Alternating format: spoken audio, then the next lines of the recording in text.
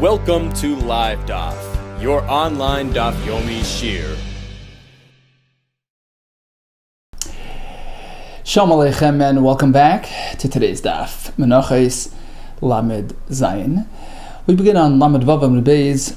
It's 3 lines from the bottom. Tanu Rabbanu. So we know that tefillin is meant to be laid on one's hand. Which hand? How do we know it's meant to be left? The Torah merely says Yadcha on your hand. Which one? Tanu Rabbanu. Yadcha means the left, to smile. How do we know? Ato Omer smile. You're suggesting left. Perhaps it's the right hand. Talmud Lemar. Take a look at the Psukim.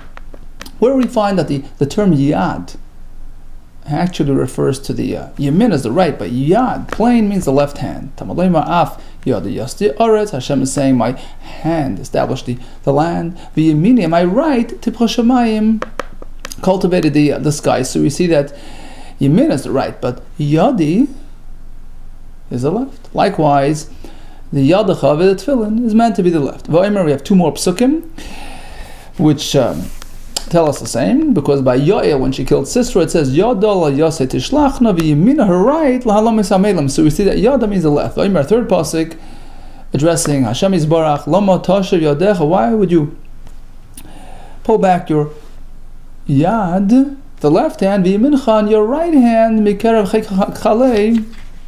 So we see that Yad is the opposite of Yamin.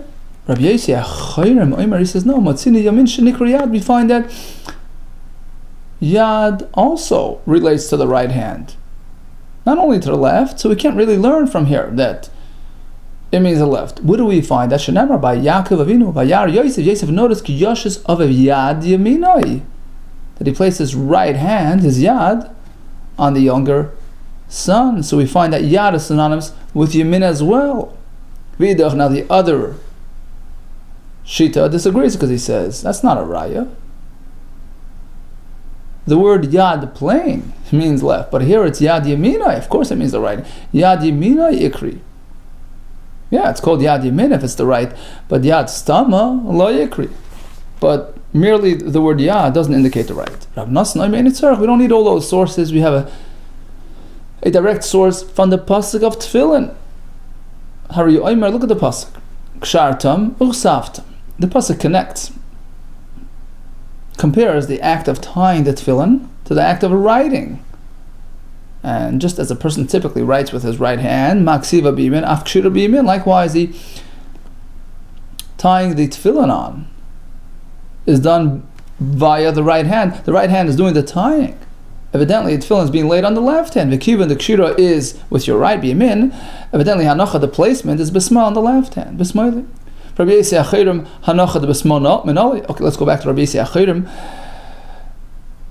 who argue that Yad can mean Yamin as well. So then how does he really know that hanacha of tefillin is in your left? Nafkli mehechad nafkli Rav Nassan. He goes to Rav Nassan's source, as we just mentioned. Kshartam uksavta. Rav Ashi Amar, I have another source. That tefillin is meant to go on one's left hand. Because the pasuk, in describing the placement of the tefillin, in one instance it says it with a hey, yadcha, ending with a hey. Rav Ashi Amar yadcha, ksiv behei.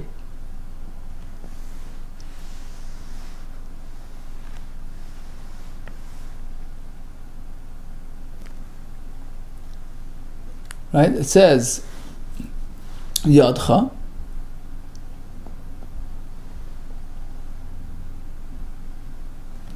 Behei, right? It has the extra hey at the end, which tells you Keha. Hey the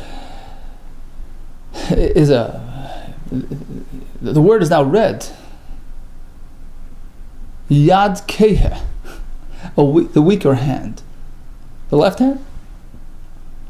Amalei Rab Abba the Rav Ashi. Perhaps we should learn the word Yadcha a bit different. Ve'emu Yadcha shebekoyach.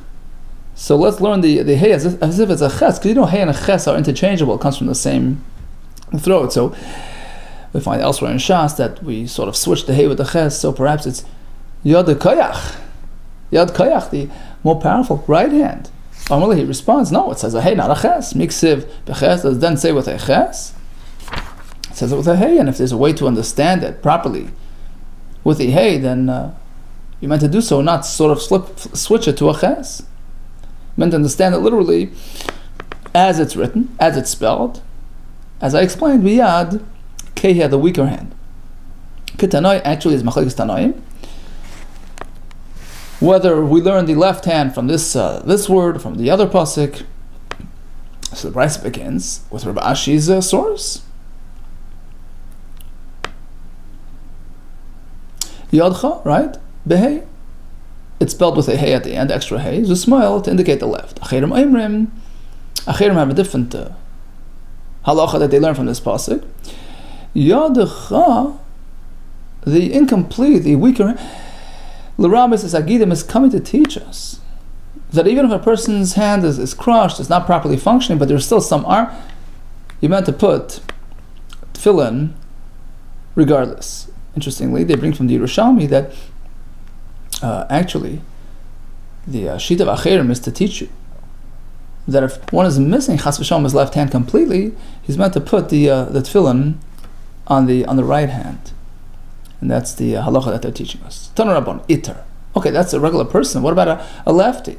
When he puts tefillin on his right hand, Shu Smaila, which is really his weaker, his left hand. So it's like his left. Tanya, we have a brisa that even he puts it on the regular left. He puts it on his left, which corresponds to everybody's left. And here we say the opposite. Abaye, a real lefty, switches hands, but here we're talking about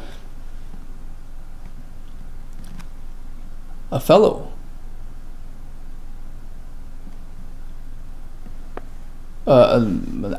dexterous, right? A person whose hands are equally powerful.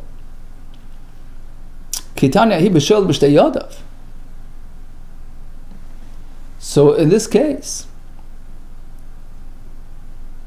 he's not really a lefty. Rashi says both hands are of equal strength. So since his right is also powerful, there's no reason for him to switch it from the regular. So he puts the tefillin on his left, which is everybody's left as well. So bottom line is a righty placed tefillin on the left, the weaker hand. A lefty, the opposite. A fellow who shoylet b'shtei yadav, he goes back to the standard like any other righty.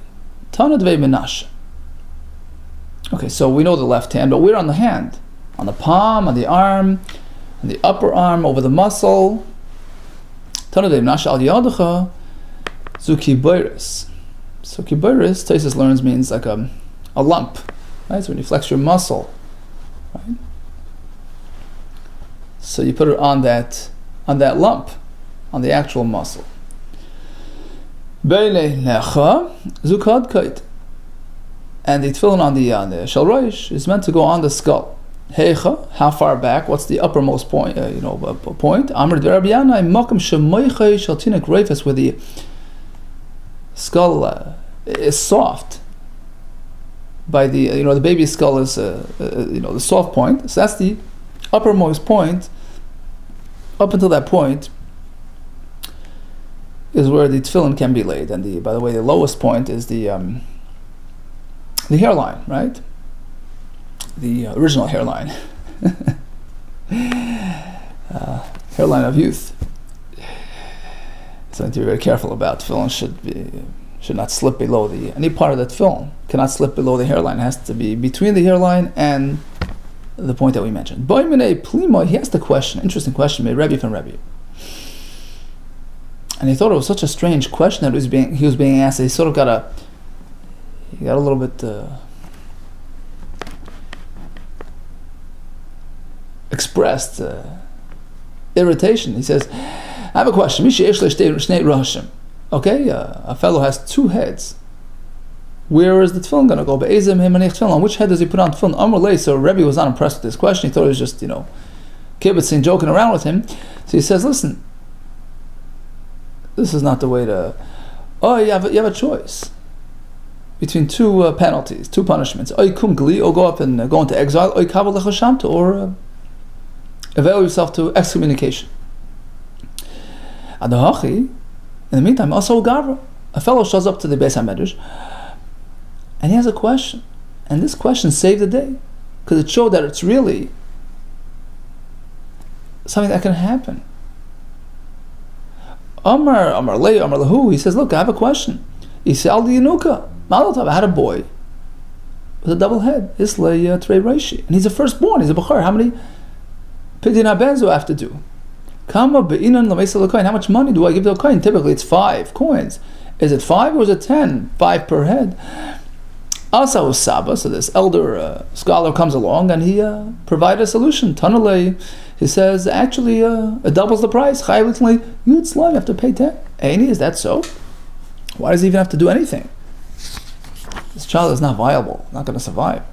Rami Bar Chamim, if we only look at the pasuk which says Padoi Siftes Bechara Adam, we should redeem the firstborn. Shemiani, I would perhaps surmise, I feel nitraf b'seif lamed, even if the child got killed within 30 days of birth. So typically we say only a viable child. That's why we wait 30 days to confirm that he's viable, then he's going to survive. But in this case, he didn't die naturally; he was killed. So perhaps I would be chayav to be paid to him now. Ach paid sifta is an exclusion. Chalak. It separates it, meaning it exempts this type of case. If he never made it to day 30, he's pata from Pidyon HaBen.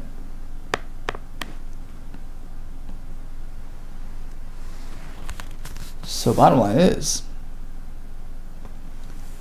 if he's not slated to live, as this double-head child is so why would you have to do Pidyon HaBen at all? She says, it's like he died already, it's like he got killed. He's not going to live.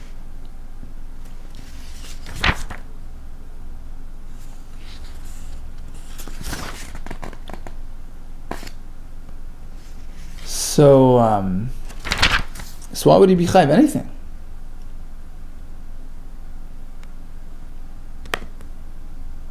Let alone, 10 slime. Okay, so that was the question. There's a Gemara, Shani Hacha. It's different. Fact is, he's living. Right? So although he has a status of a treifa, he's not going to live. But even a treifa is chayiv in Pidyon HaBen. Shani Hacha de begul goylas talarachman. When the Torah speaks about the Pidyon HaBen, it relates to gulgoylas, a skull, the head. Chameshes shkolim bla gulgoylas. Why does it say it like that? Just say $5 per child. The answer is, it's about the heads. So as many heads as he has, that's how many times he's got to do the pidyon. That's how many 5s he has to give. Despite the fact that he's a treifa, that he's not really viable, he's not going to survive. So the special pasuk that he's chayiv in Pidyon HaBen. Amar. Okay, let's go back to the location of the tefillin placement. Yad chazu kibaris, that's up on the muscle. Manal, how do we know that you meant to put it up that high? Perhaps on the hand. On a rabbanu, have a bryce al yadcha. You place the tefillin on the hand, where zugay v'shabiyad, on the upper area. Ato ema zugay v'shabiyad, you're insisting up there. Or yenel yad chamash, perhaps down on the palm. Amar Torah hanech tefillin biyad, v'nech tefillin b'roish. We compare the tefillin biyad. Torah tells us put it on the hand, put it on the head. We compare the hand to the head. Malahalim b'gay v'shabiyad, just like by the tefillin sharosh. It's up on top. Afkan b'gay v'shabiyad here as well. It's on the upper area rather than the palm. We don't have to compare one to the other. I have another straightforward source that the tefillin shabiyad is meant to be upstairs. The pasuk regarding tefillin shabiyad says, it's meant to be a sign for you. It's a personal expression. It's not meant to be advertised and displayed for all. It's meant to be an ice for you, about your connectivity to Hashem. Not meant to be out in the open. It's not to be exposed on the hand, everybody to see. So this teaches us that it's meant to be up here, where it's kind of covered and personal. I have another source. Sometimes the pasuk says, put these words al levavchem near the heart, ukshayartem, and tie it there. Torah is telling us, ensure that the tefillin is directly near the heart. Shetesima, placement of the tefillin, Keneged Alev, should be near the heart. And that's up there at the muscle. Reb Chia, brother of Avia, Mechavan umanach leil had a libe. So he actually directed his tefillin in a manner that it's facing, it's leaning towards the heart. That's what we do today. Rav Ashi Avayasu coming to Ameimar. Rashi was sitting in front of Ameimar of Syria biyadei. So Ameimar had some sort of wound up there at the muscle here, and there was an opening in his garment to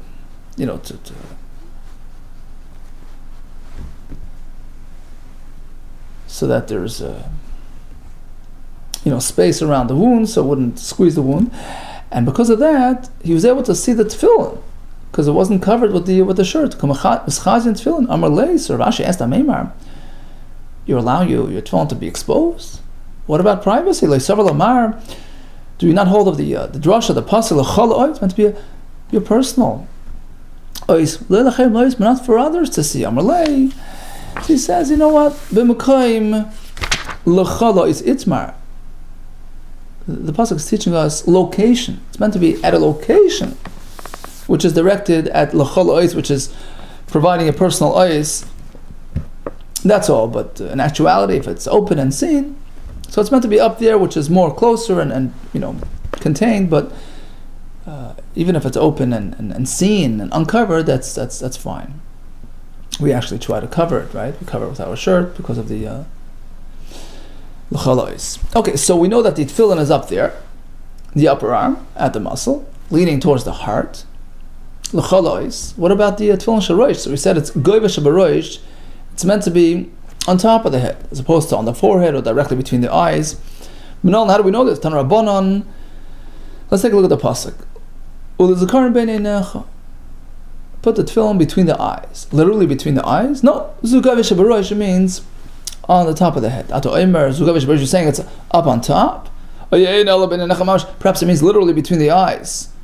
The answer is no. Nemar kan b'nei necha. We have the term b'nei necha over here by the tefillin. How we have elsewhere regarding when the Torah warns against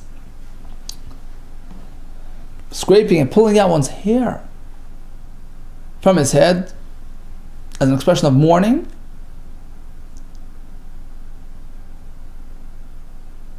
upon the passing of a loved one. Torah says, don't do that, right? Don't do the karcha between your eyes. Now, karcha was done on the head. Evidently, the term beinei nechem just means up on the head, opposite the eyes. Malahal, just like over there. Just meaning upstairs. Makom she'oisa karcha, where you can actually pull out your hair.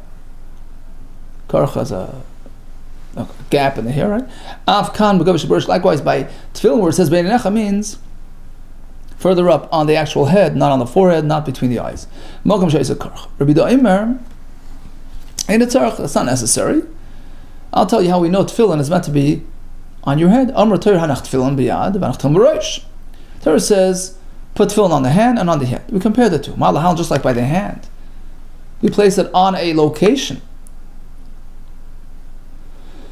which can become tummy. There are all types of negas, right? There's a nega on the skin, which has its own rules.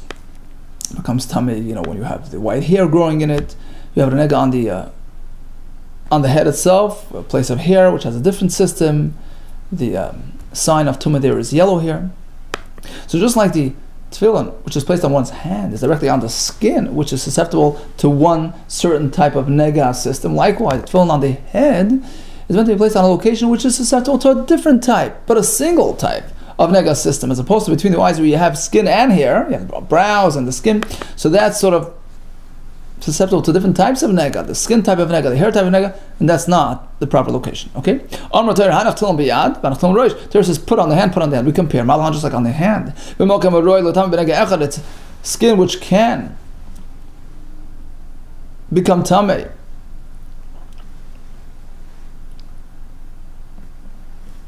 with a certain type, a very specific single type of nega, skin nega. Afkan likewise, tefillin on the head. The Mokum Haroi is meant to be placed on a location which is roy l'tamei nega, which can become tamei via a certain specific type of nega, lafuki ben necha, as opposed to if you would place the tefillin between the eyes, literally, which has skin, also has brows and hair. Dika basa, you have the skin, becomes v'seir, and here as well, dikar ser loven, v'kanami ser tzoiv, which would be open to two different systems of nega. The skin portion would have to follow the skin type of nega with the white hair rules, and the hairy portion would follow the hairy system of the yellow hair making a tummy. So that's not the proper location for tefillin. Okay, so in a nutshell, we learned that tefillin is meant to be on one's left hand. We have several sources for that. A lefty puts it on his right. We spoke about putting tefillin up at the upper arm, near the shoulder, right, on the protruding muscle, zuki boires, a place of lachala ois, more of a contained personal area facing the heart. Tefillin shabarosh is meant to be right over the forehead in the hair growing area. Okay, let's shift over to tzitzis. So there are meant to be four groups of strings of tzitzis on the four corners of the beged. Question is, are they considered four separate fulfillments, four separate mitzvahs, or it's really all one package? It's either you have all four or you have nothing, right? So that's machlekas. Arba tzitzis ma'akvei zuzu sharbata mitzvah achas. Tanakama says, look, if you don't have four, forget it, because they're all one mitzvah, one package. Rishmal says, no. They're four separate mitzvahs. Might be now any difference between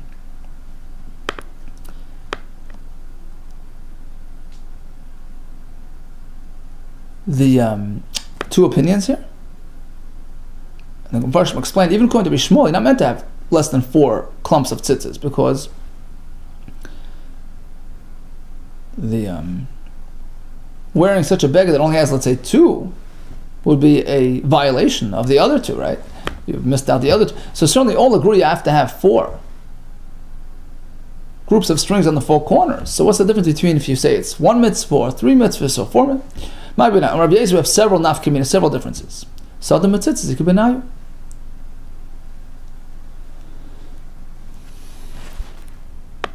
A shatnez issue. Sadin here is a garment or a sheet made out of linen, flax, on which you put the tzitzis, the wool, right? Which is really shatnez, but it's allowed in tzitzis.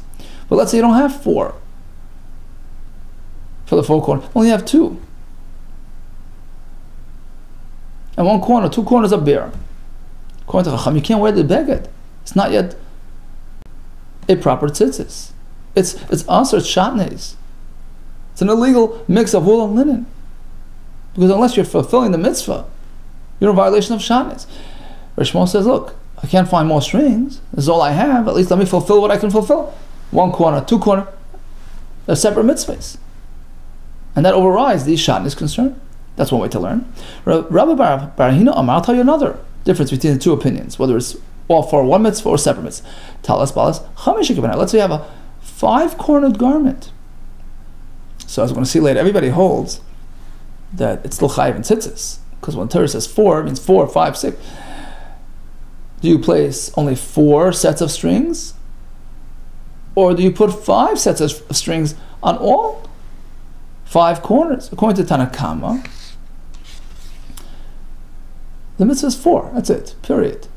One package of 4. Whether you have 4 corners, 5 corners. It says, according to Bishmael, each tzitzis is a separate mitzvah, which means that every corner is separate from the next. So when you have 4 corners, you put 4 tzitzis. When you have 5 corners, you have to put 5. Ravina Amar, a third difference. To Rav Huna Kibenayu, the halacha Rav Huna would depend on these two opinions. The Amar Rav Huna, Hayoytzei betalis. Okay, it's on Shabbos. A person walks down the street. Betalis, so it's on Shabbos, and he's walking out with a talis, with a beged that has tzitzis, but it's not properly strung on. Chayav chatas. He has committed a violation of carrying, because he's carrying out those strings which have no value. Typically, tzitzis is part and parcel of the beged. That's if it's valid, but if it's not valid, it's just a load. So again, if you have a talis, a beged with 4 corners and only 3 tzitzis, according to Tanakam, you shouldn't be Wearing it on Shabbos in the street, according to Bishmo, it's fine, because at least let me fulfill those mitzvahs, and they're part and parcel of the beged, because they are a fulfillment of the mitzvah, because they're independent of each other. Okay, we have 3 halachas coming up regarding a beged, a garment that was modified. So regarding shape was modified, regarding mitzvah tzitzis. Omar of Shisha Beder of Iti. Haiman de Basri Leglime. So he has a full corner of the beged, and he snips off the corner. And now it's sort of lost that corner. He hasn't really accomplished anything. He hasn't changed anything. Shavi talas balas chamish. Now it's a 5-cornered beged, and it's chayiv. Omar shasha haiman de tzari leglime. A person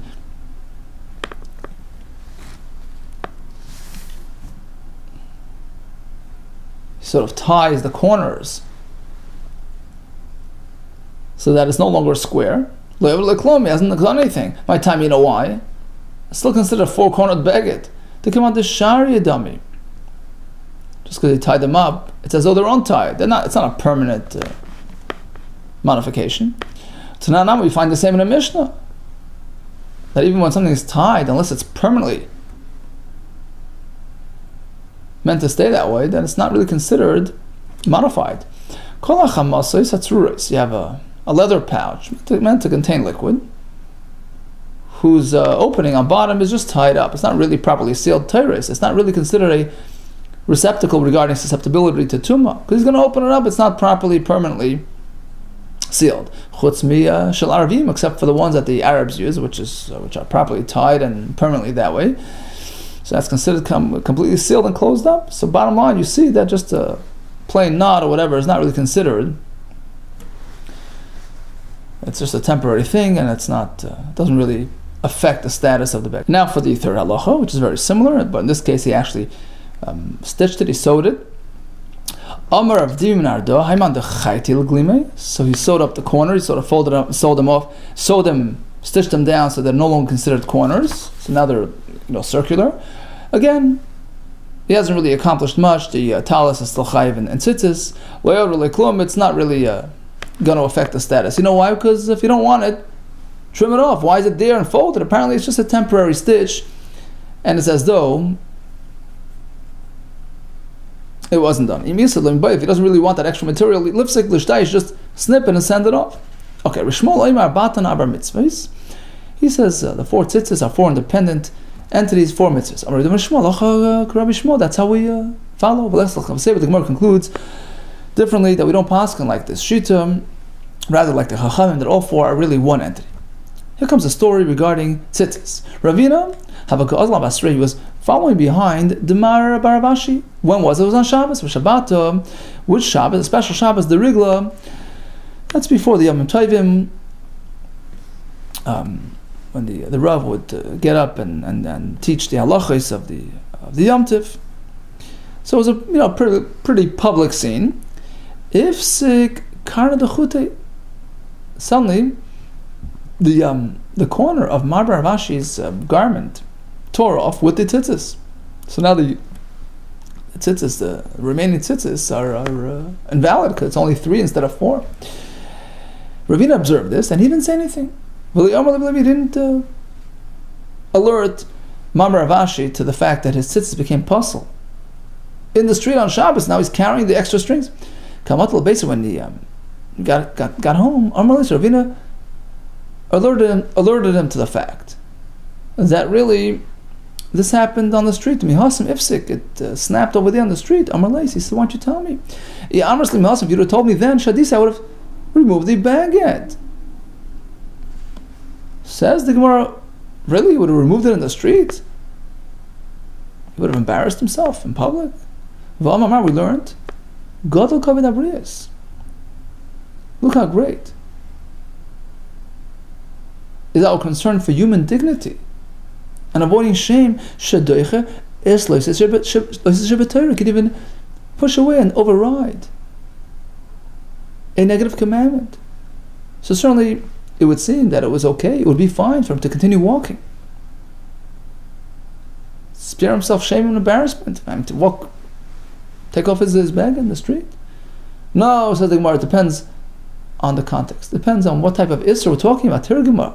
This was explained by Rav Bar-Shava-Kameh in front of the Rav Kahana. Kavod HaBris only overrides Isser D'Rabbanan. So we shift over to Lamed Ches Amud Aleph. But Lav D'Lo Sasra, only regarding Isser D'Rabbanan, which is called Lav D'Lo Sasra, Torah says, don't deviate from the instruction of the Chachamim. This covers all the Isur D'Rabbanan, like Rashi says, carrying, moving Muktzah on Shabbos, right? You're allowed to, person allowed to take some material to tend to his needs, and even though it's Muk, because Kavod HaBris overrides that issue.